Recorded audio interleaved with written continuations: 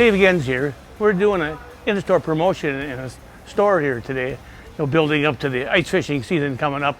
And I've been getting a lot of questions, and what do I start with?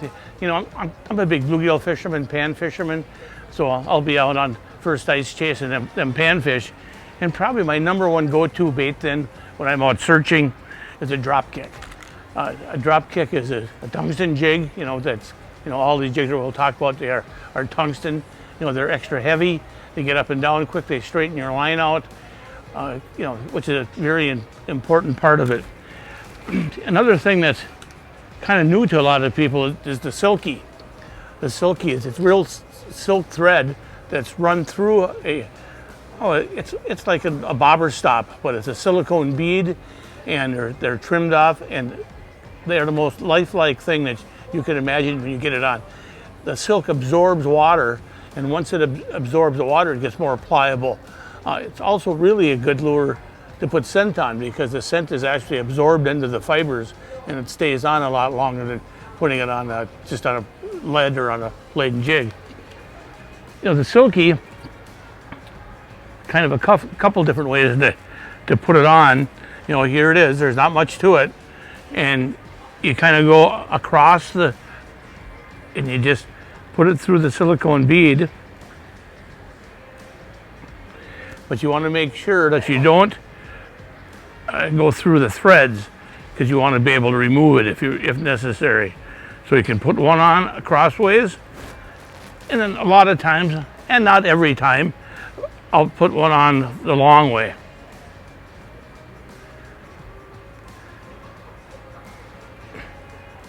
So I got this, bunch of fuzz on there that looks lifelike in the water, but sometimes it doesn't look exactly perfect.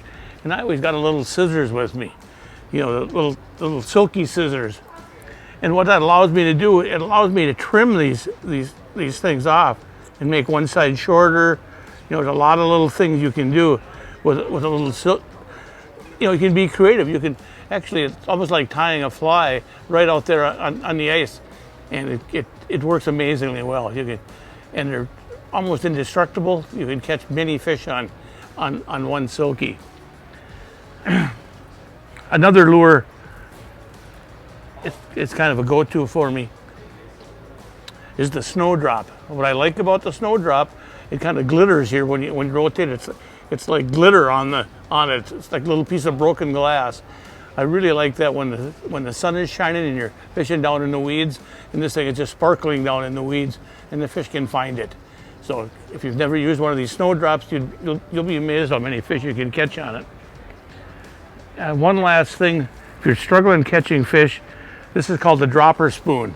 And what the dropper spoon has is a little treble hook on the bottom, but it's on a chain, and you can see that it wobbles back and forth. So when that fish swims up to it, sucks it in, it rotates in their mouth real easily, and you can catch a lot of fish. A great lure if younger fishermen are struggling to catch them.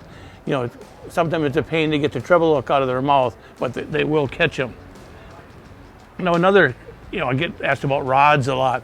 To me, the key to a rod, well, first a nice even bend, but I like it's got to be stiff enough to hold that drop kick, so I can give it this constant little jigging motion like this.